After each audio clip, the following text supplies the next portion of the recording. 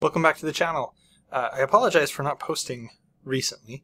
I had a cold last week, and every time I tried to talk, my throat would dry out and I would just start coughing, and yeah, there went the video. So, I'm back. Everything is great now. Yeah.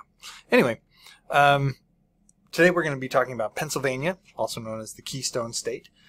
Pennsylvania was named by its founder, William Penn.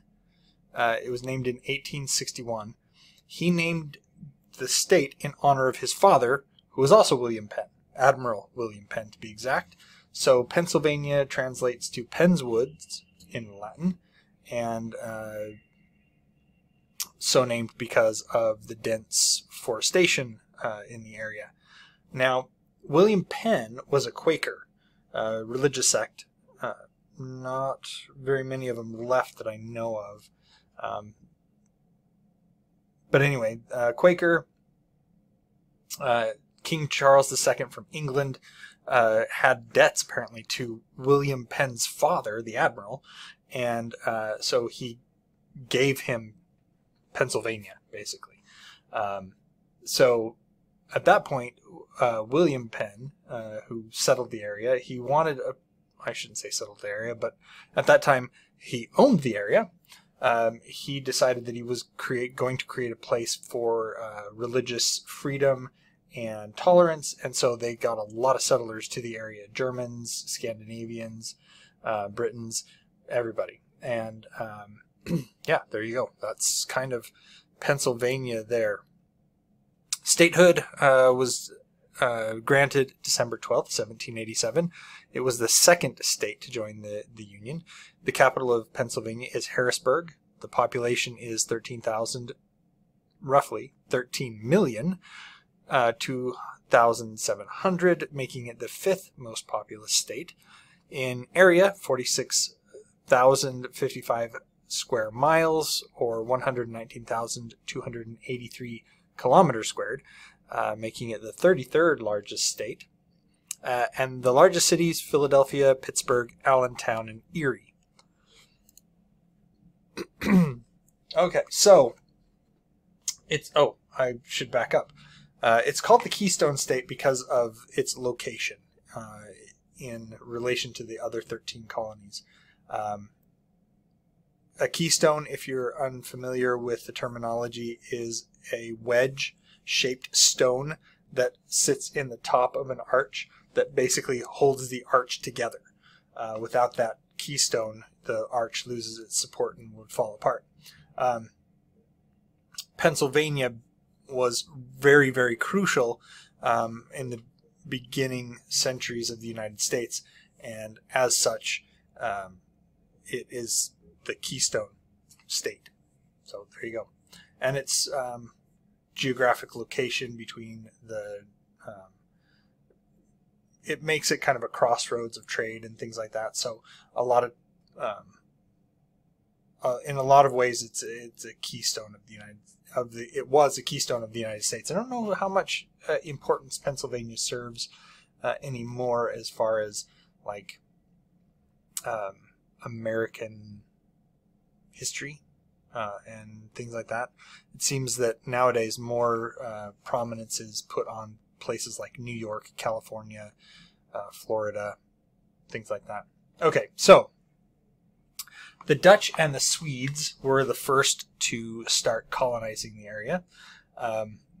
This was mid-17th century, and then William Penn founded Pennsylvania in 1861. He was a Quaker, as we touched on before, and then from there we roll into the American Revolution. So Pennsylvania hosted the Continental Congress, and there's the battles of Germantown and Brandywine that were significant in the American Revolution. After that, during the 19th century, they became a hub for industrialization. Pennsylvania is known for its steel and its steel production. That may have been overtaken now by Detroit.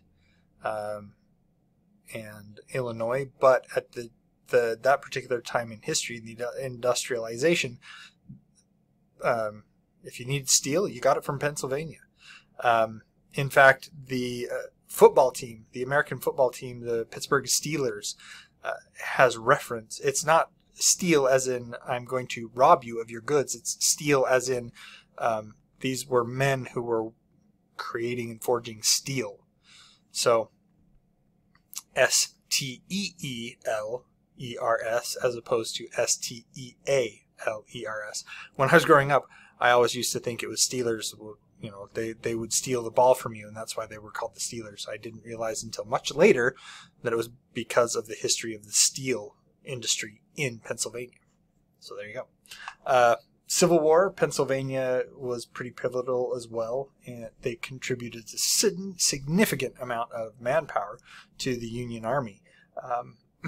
And the Battle of Gettysburg, which was fought July 1863, was one of the most significant battles in the American Revolution, or in the American Civil War. So, into the modern era, they were a manufacturing center in the United States, way up into the modern era, and still now. Although there are like movements and things to deindustrialize and certain parts of Pennsylvania, and there has been some economic decline, but you know, that's pretty much par for the course. So Pennsylvania, as far as geography goes, it's in the Appalachian Mountains. So there's the Allegheny Plateau, Ridge and Valley region, the Appalachian Trail that goes from Georgia to Maine, passes through Pennsylvania. It's in the Great Lakes region. You can see there on the map that it's right there next to Lake Erie. There is a lot of agricultural land, farmable land to the southeast, and that's a particularly strong industry in that area. Dairy products, poultry, mushrooms, apples, corn come out of that. And then it's got a lot of forests and forested areas still. So it still lives up to its name of Penn's Woods. The climate is humid continental. The summers mid-80s to low 90s, so 25 to 35 degrees Celsius. Humidity is awful because it's right there on the Great Lakes. It's right there next to the Atlantic Ocean. So yeah, it's going to be pretty humid. Winters, mild to cold. The range of temperatures is low 20s to the 30s, which is -6 to 0 degrees Celsius. And it has a lot of snowfall because of being right there next to the Great Lakes. As the weather fronts move across the United States, they pick up humidity and moisture from those lakes, and then they drop it on Pennsylvania, New York, and some of the other areas over there. Spring and fall, mild temperatures, moderate rainfall. More comfortable apparently in the fall there. So yeah. Slightly higher rainfall apparently in the summer. They get rainfall throughout the year, but apparently it's slightly higher in the summer. They do have some microclimates, so it's there on close to the Atlantic coast, and it can have milder winters or hotter summers depending on the mountains and whatever else. So into manufacturing, or in industry. So manufacturing, agriculture, healthcare, life sciences, energy, technology, and innovation, and tourism and hospitality are the big industries in Pennsylvania. United States Steel Corporation, U.S. Steel, is still headquartered in Pittsburgh. The Hershey Company is there. Carpenter Technology, Armstrong World Industries. Into the manufacturing, we have the Georgie, possibly. The Georgie Mushroom Company. It's based in Blandon, Pennsylvania. Apparently it's one of the largest mushroom producers in the United States. So yeah, Cherrydale Farms, Lancaster Farming, E.J. Gallo Winery, Healthcare Life Sciences. We have Johnson & Johnson, AmerisourceBergen Corporation, UPMC, which is University of Pittsburgh Medical Center, GlaxoSmithKline is there. In energy, EQT Corporation, Cabot Oil and Gas, PPL, Talon Energy. In technology and innovation, Comcast is headquartered in Philadelphia. Carnegie Mellon University and University of Pennsylvania are part of those technology and innovation. ANSYS, Say Investment Company, down into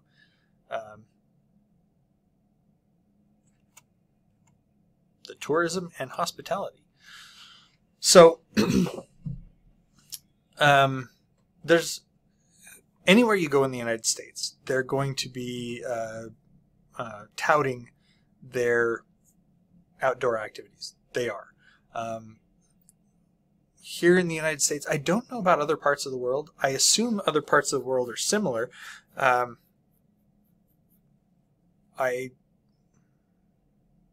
know that that some people just like being in the outdoors, and so no matter which state you go to, they're going to be touting the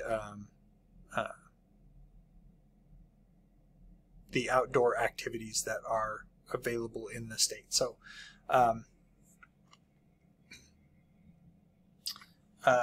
natural areas, there's the Pocono Mountains, Ricketts Glen State Park, Delaware Water Gap, hiking, fishing, camping, skiing. There's all sorts of stuff there. Specifically, you have Philadelphia and Pittsburgh as tourist destinations. So Philadelphia, the Liberty Bell, there's the Philadelphia Museum of Art. A lot of things happened in Philadelphia because of the American Revolution, and so there's a lot of draw for people going back east to visit Philadelphia. Pittsburgh, Carnegie Museum of Art, Phipps Conservatory of Botanical Gardens, the Andy Warhol Museum, Mount Washington, and then you've also got the Pittsburgh Steelers, the Pittsburgh Pirates. There's a lot of sports teams as well that are based in Pittsburgh. And of course, Gettysburg National Military Park, so where the Battle of Gettysburg was fought during the American Civil War, brings a lot of people out there. They do reenactments and all sorts of stuff out there. And then, of course, if you're into chocolate, and I realize that American chocolate does taste different than chocolate in the rest of the world, but chocolate, we have the Hershey's Chocolate World. Basically, it's interesting. Milton Hershey, who founded the Hershey's Chocolate Company, he wanted to create a town for his workers. And so he created this town. And I don't know how much of it is still used as like housing for workers who work at Hershey, or if this is more of a tourist destination nowadays. But that was the original vision for Hershey, Pennsylvania, was to create a town there for his workers. And then we have Amish country. Now, the Amish are a religious sect, and they don't believe in technology and using technology and machinery unless it's within severely strict guidelines. They don't use cars. They still drive horse and buggy. I do know that they do use power tools, but they're like I said before, their power tools, they will use them, but they have to fit within a very rigid set of standards. So a lot of air-powered tools, which is interesting. I did not know this, and I don't remember. I think I found it out through my brother-in-law. My brother-in-law was really big into woodworking, and he had his own shop with, drill press and lathe and all that stuff that you would associate with woodworking. And I think I was flipping through one of his magazines on tools and stuff, and they had a section in the magazine for Amish tools. So I was like, oh, that's really weird, really interesting. So yeah. Anyway, Amish country. It's interesting.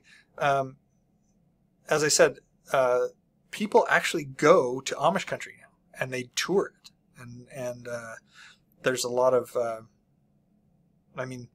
It's, as I said, it's a religious sect, Christian religious sect. So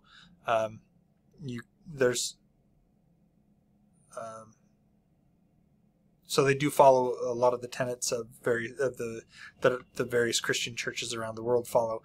They are their own brand, and so they do things a little bit differently. But as I said, theirs is an interesting setup, and people go there to kind of see and experience this kind of area and place in the United States. So yeah. Trivia. Apparently, it's illegal to sing in the bathtub in Pennsylvania. Apparently, it's because of the apartment buildings. They didn't want disturbances in the apartment buildings, and so they outlawed singing in the bathtub. It's illegal to tie a dollar bill, allegedly, to tie a dollar bill to a string, and then put that string on a stick and use that to lead a donkey. I don't know. So, dynamite fishing is illegal. It's interesting. This may be one of the ones that we have talked about before. Most states, it's illegal to fish using something explosive like dynamite. So, yeah. One, it's dangerous, and two, you can actually destroy a lot of fish and habitat and things like that. So, yeah. You cannot sell cars on Sunday in Pennsylvania. You probably can now, but originally, so it's one of those things where it may be on the books, but nobody follows it anymore. It is legal for you to get married while on horseback, as long as the bride and the groom are both wearing hats. Sleeping in the refrigerator, sleeping on a refrigerator outdoors is illegal. I don't understand why we even have to have laws for this. It's like, why would you need... Was there such an epidemic of sleeping on fridges in Pennsylvania that somebody felt the need to outlaw it? It's illegal to set off fireworks in a church. Seems pretty common sense to me. Why would you light off fireworks indoor? That seems so bad. Just really bad. There's a limit on the number of concerts that can be held in a single day in Pennsylvania. Apparently this was to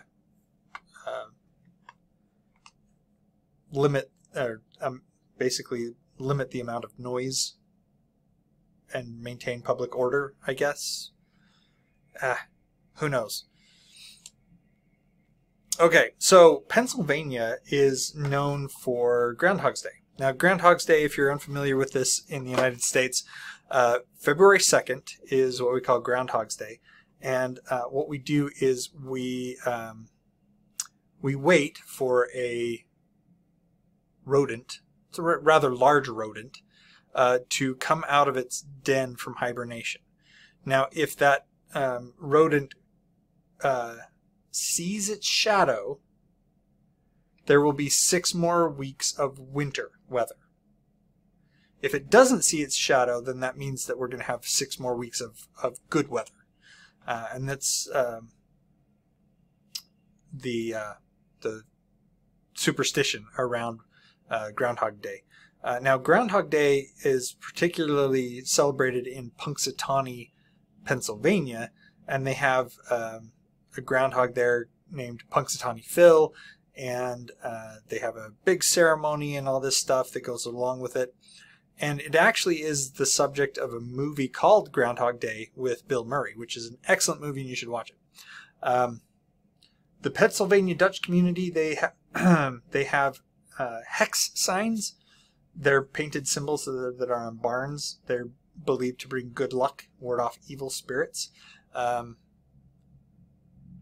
There are some Pennsylvania ghost towns. So Centralia, Centralia, Pennsylvania is rather famous in the United States. There was a coal mine there, and the coal in the mine caught on fire. And because of that, basically everybody left town because smoke started coming up out of the ground in various places that was toxic. And basically the entire town is on top of a coal mine that's on fire, and that coal mine is going to be burning for hundreds of years until basically it will keep burning until all the coal burns out. So yeah, there you go. They do have Pretzel City, USA. It's Reading, Pennsylvania. They have a very strong history, a very prominent history, maybe is the better word for it, of pretzel making in the town. Yeah. They also have the Philadelphia's Mummers Parade. That's actually a picture of it here on the screen. They wear costumes. They have music. There's performances by mummer groups. I don't remember what the mummer... I used to know, but I can't think off the top of my head what it is. So Gravity Hill, there's a place called Gravity Hill in New Paris, Pennsylvania. It's one of the strange optical illusion sites where cars, it looks like they're rolling uphill against gravity. There's the Haynes Shoe House in Helena, Pennsylvania. It's shaped like a giant shoe, built in 1948 by a man who was a shoe salesman. His name was Mahlon Haynes, and he intended it to be a gimmick for his business, but now it's a landmark and tourist attraction. So there you go.